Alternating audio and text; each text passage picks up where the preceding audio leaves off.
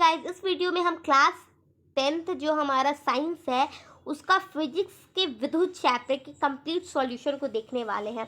तो यहाँ पे 12.1 का फर्स्ट क्वेश्चन है कि विद्युत परिपथ का क्या अर्थ है। तो आप देखो, किसी विद्युत धारा के सतत तथा बंद पथ को विद्युत परिपथ कहते हैं। दूसरा है कि विद्युत धारा का मात्रक की परिभाषा लिखिए। तो विद्युत धारा का ऐसा ही मात्रक एम्पियर होता है और जिसको हम लोग ए से लिखते हैं। याद रखना, एम्पियर को ए से लिखते हैं। एक एम्पियर का निम्नवत परिभाषित किया जाता है कि यदि किसी चालक में एक सेकंड में 1 कूलम आवेश प्रवाहित होता है तो उत्पन्न विद्युत धारा का मान कितना होगा, 1 एम्पियर होगा। फिर थर्ड क्वेश्चन है कि 1 कूलम आवेश की रचना करने वाले इलेक्ट्रॉन की संख्या का परिकल्पना कीजिए। तो हमें पता है एक कूलम में कितना होते हैं, 1.6 इंटू हम लोग कितना करना है, 10⁻19। इसको अगर हम लोग सॉल्यूशन इसका कंप्लीट करेंगे तो यहाँ पे हमको निकलेगा कि 1 कूलम का आवेश कितना होता है, तो इतना निकल जाएगा, इतना इलेक्ट्रॉन। और जब हम इसको आपस में मल्टीप्लाई करते तो हमारा आंसर 6.25 इंटू 1018 इलेक्ट्रॉन आ जाता है। ठीक है। फिर क्वेश्चन 12.2 का है फर्स्ट नंबर कि उस युक्ति का नाम लिखिए जो किसी चालक के सिरों पर विभवांतर बनाए रखने में सहायक होता है। तो इसको आंसर हो जाएगा सेल अथवा बैटरी। ठीक है। फिर है कि यह कहने का क्या तात्पर्य है कि दो बिंदुओं के बीच विभवांतर 1 वोल्ट है। तो वोल्ट विभवांतर का अर्थ है कि एक बिंदु से दूसरे बिंदु तक 1 कूलम आवेश को जाने में 1 जूल कार्य किया जाता है। मतलब आप समझ रहे हो, जैसे अगर हम बोलेंगे ना विभवांतर, मतलब क्या है कि यहाँ से यहाँ जाने में उसको कितना टाइम लग रहा है ना, उसको हम लोग क्या बोलते हैं, समय बोलते हैं। और उस समय में कितनी ऊर्जा लग रही है, ऊर्जा का क्या होता है, जूल होता है, तो उसी को हम लोग विभवांतर बोलते हैं।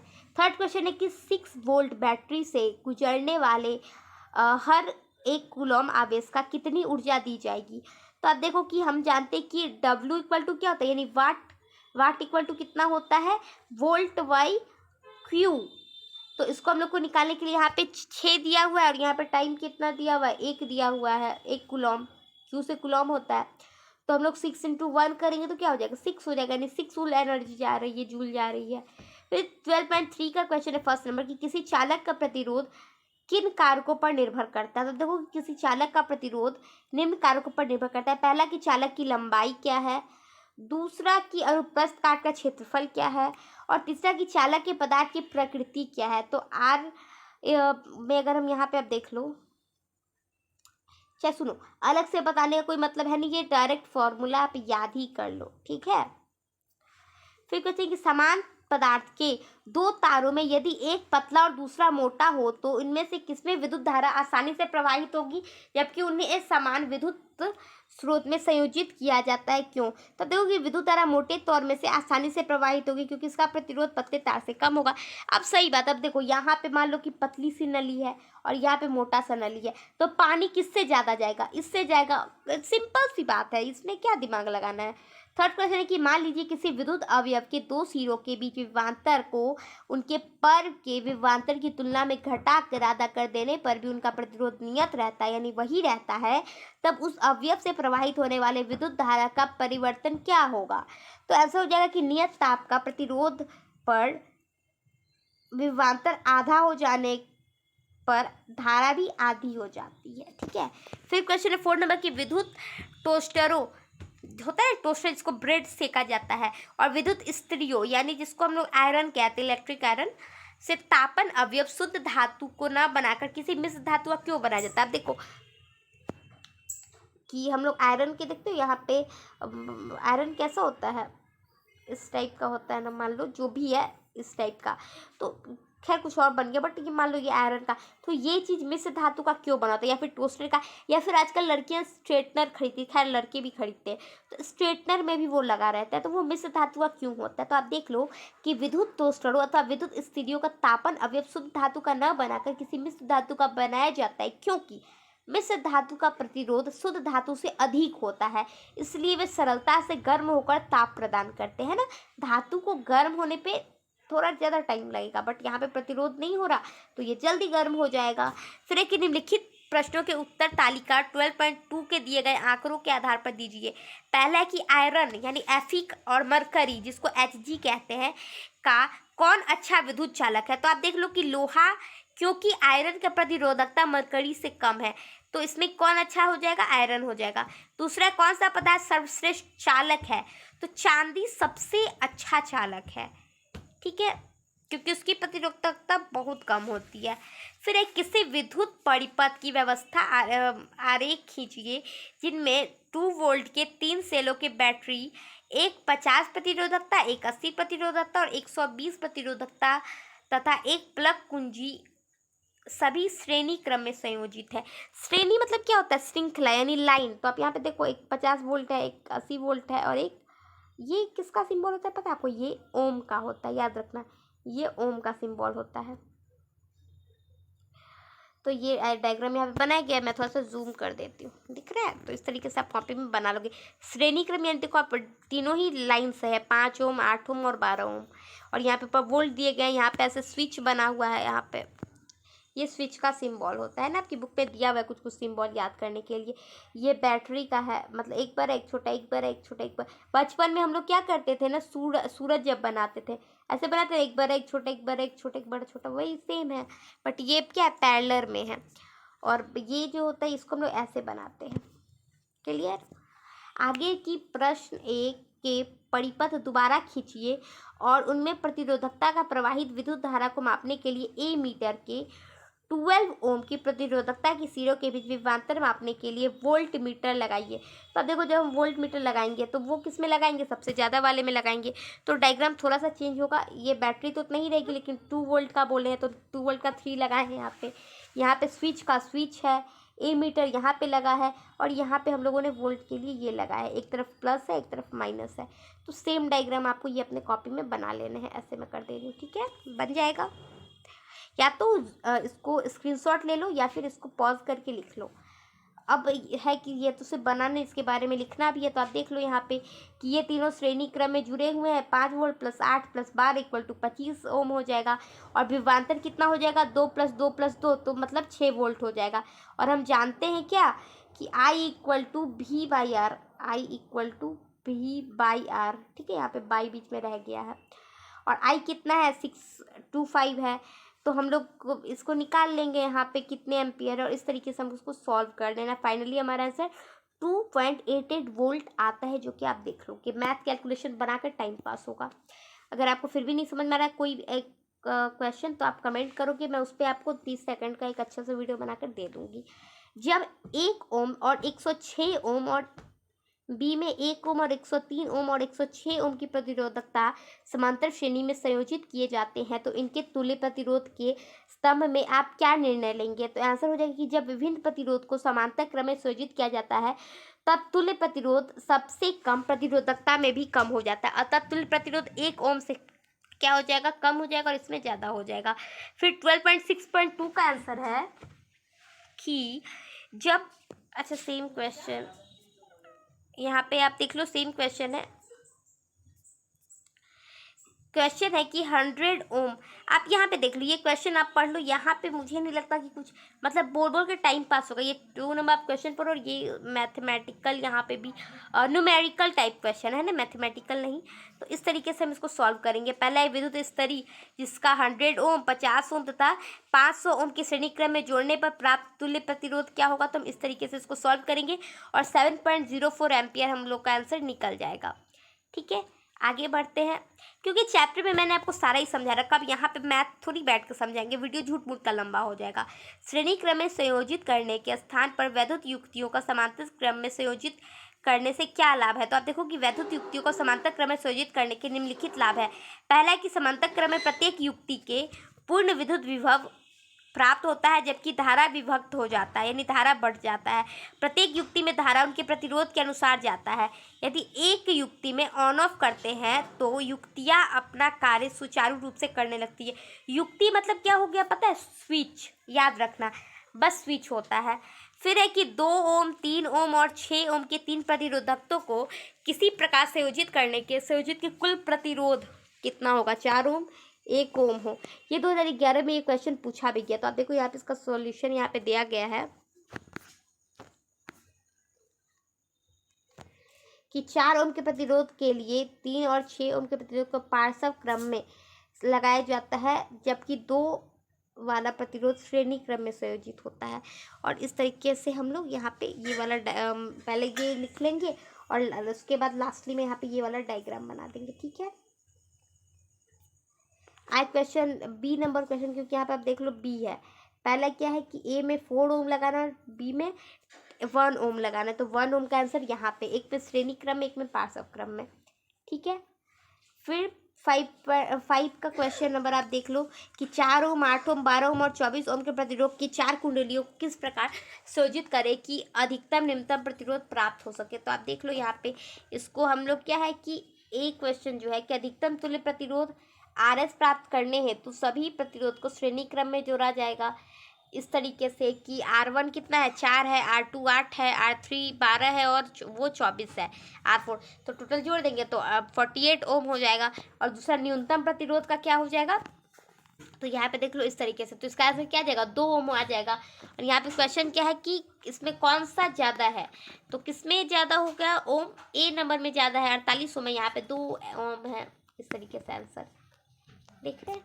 फिर 12.7 क्या, किस विद्युत हीटर को डोरी क्यों उत्पन्न होती है जबकि उसका तापन अवयव उत्पन्न हो जाता है। तो तापन अवयव तथा डोरी दोनों में ही समान विद्युत धारा प्रवाहित होती है, मगर डोरी का बाह्य भाग एक कुचालक पदार्थ का बना होता है, इसलिए प्रतिरोधकता बहुत अधिक होती है, जबकि इसी कारण प्रतिरोध भी हीटर का तापन अवयव सुचालन धातु यानी मिश्र धातु के निर्मित अर्थात कम प्रतिरोधकता वाला होता है, इसलिए यह उत्पन्न हो जाता है मगर डोरी उत्पन्न नहीं होती।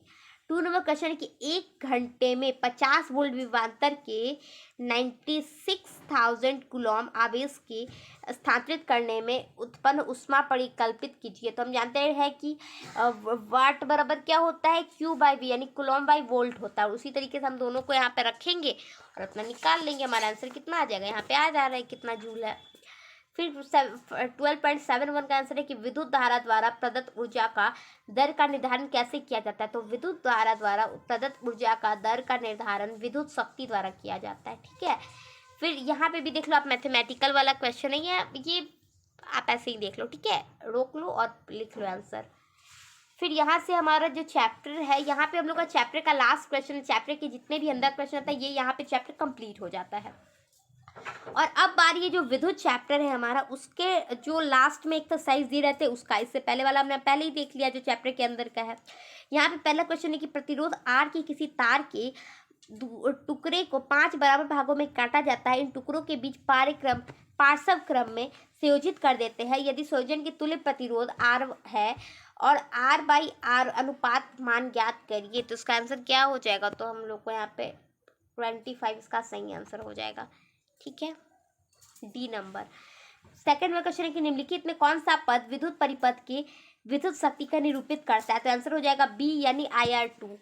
फिर एक किस विद्युत बल्ब का अनुमानतक 220 वोल्ट और 100 वाट है जब इसे 110 वोल्ट पर प्रचालित करते हैं, इसके द्वारा उपभुक्त शक्ति कितनी होगी। तो आंसर हो जाएगा 25 वाट।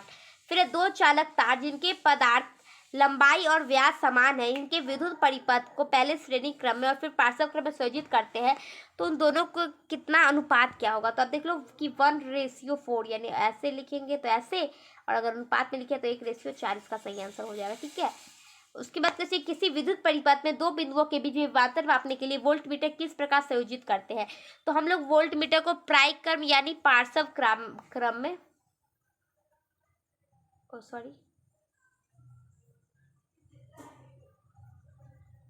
पार्श्व क्रम में रखते हैं। किस तार का व्यास इतना है, प्रतिरोधकता इतनी है और 10 प्रतिरोधकता का प्रतिरोध बनाने के लिए कितने लंबे तार की आवश्यकता होगी। यदि इससे दोगुनी व्यास का तार ले ले तो प्रतिरोध में क्या अंतर होगा। तो आप देखो ये भी यहाँ पे मैथमेटिकल वाला क्वेश्चन है, सो हम यही रहने देते। यहाँ पे आप देखो, अब ये वाला सिंबल तो आपको पता है ये क्या है,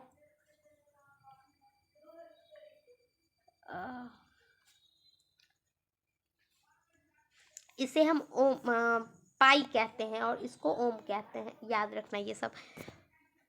7 नंबर क्वेश्चन भी सेम है, यहाँ पे ग्राफ दिया गया और हम लोगों को इसको ग्राफ में बनाना है। तो यहाँ पे मैंने ये सॉल्व भी कर दिया है इस तरीके से और यहाँ पे ग्राफ भी बना दिया। तो मैं दोनों के एक बार जूम कर देती हूँ, आप आंसर देख लो और लिख लेना, ठीक है, ये हो जाएगा। और अगर हम लोग को ग्राफ में कहेगा बताने के लिए तो इस तरीके से एक तरफ विभवांतर लिखेंगे, एक तरफ विद्युत धारा लिखेंगे और सेम उसको ऐसे करके निकाल देंगे। ये श्रेणी क्रम में है। फिर 8 नंबर क्वेश्चन में सेम मैथमेटिकल टर्म वाला है, तो ये भी आप देख रहे हो यहाँ पे क्वेश्चन और आंसर दोनों। यहाँ पे स्क्रीनशॉट ले लो या वीडियो को पॉज करके अपना फिर कंप्लीट करो, क्योंकि चैप्टर में मैंने ये सारा ही पढ़ा रखा है। 9 नंबर भी क्वेश्चन आप देख लो, यहाँ पे हम लोग को सारा दिया हुआ इसको श्रेणी क्रम में, इसको ऐड करना। अब इसमें मैं क्या बोल कर बताऊँ, आप ही बताओ।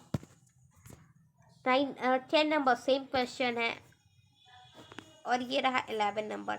आप देख लो यहाँ पे क्या है कि हम लोग को दर्शाना है कि 60 प्रतिरोधक के 3 प्रतिरोधों को किस प्रकार संयोजित करें कि उनका संयोजन का प्रतिरोध पहला में 9 ओम और दूसरा में 4 ओम है। तो पहला का आप देख लो यहाँ पे कि 9 ओम आने के लिए हम लोग को इस तरीके से उसको करना होगा, और यहाँ पे उसके बाद में हमने लिखा भी है कि 9 ओम का प्रतिरोध प्राप्त करने के लिए किसी 2 प्रतिरोधों को पार्श्व क्रम में और एक प्रतिरोध को श्रेणी क्रम में संयोजित करते, पार्श्व क्रम में संयोजित का प्रतिरोध का इस तरीके से हम लोग सॉल्व करेंगे तो हमारा ये आंसर यहाँ पे 9 ओम आ जाएगा। 3 और 6 करेंगे तो, है ना।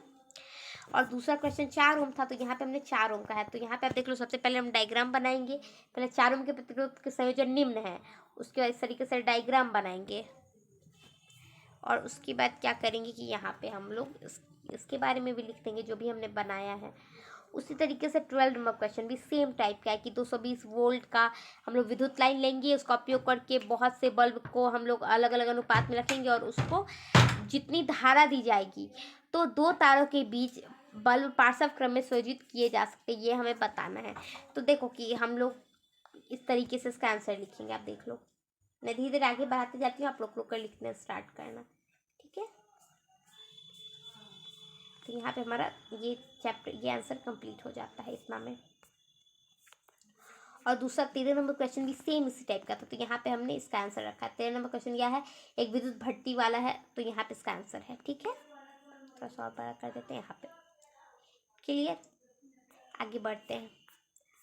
14 नंबर क्वेश्चन में हम लोग क्या करना है कि निम्नलिखित परिपथों को 2 ओम प्रतिरोधकता वाले अभियुक्त शक्तियों की तुलना करना है। पहला 6 वोल्ट का है जिसमें संयोजित 1 ओम और 2 ओम श्रेणी क्रम में जोड़ा गया, तो यहाँ पे इस तरीके से हो जाएगा डायग्राम, ठीक है। और इसका जो सॉल्यूशन है वो यहाँ से लेके यहाँ तक है। और दूसरा कितना हो जाएगा, यहाँ पे ये हो जाएगा, यहाँ पे उसके बारे में लिखा गया है। इतना 4 लाइन ही तो है, आपको याद हो जाएगा। और ये वाला एक डायग्राम बनाना है। एक डायग्राम इस चैप्टर से ना एक क्वेश्चन आते ही लॉन्ग में आते, याद रखना। ये मुझे लगता है इस चैप्टर का नहीं, इसके बाद भी क्वेश्चन है, बट मैथमेटिकल थ्योरम का ये लास्ट है। तो विद्युत लैंप के बारे में हम लोग को वही अनुपात वाला ही क्वेश्चन है। तो आप देखो इस तरीके से पहले हम इसके बारे में लिखेंगे और फिर इस तरीके से ये वाला था ना, पहले ये लिखना है, पहले ये वाला 3 लाइन लिखना है, फिर ये लिखना है। उसके बाद दूसरा जो R1 वाला है उसको पार्श्व और संयोजित है, तो ये पार्श्व वाला हो जाएगा और ये संयोजित वाला हो जाएगा। इसी का देखो मैं एक एक करके बढ़ा रही हूँ, आप लोग लिखोगे। एक मिनट रुको, ये तो हो गया, ये भी हो गया, ये मैं एक एक करके बढ़ाती हूँ, देखो।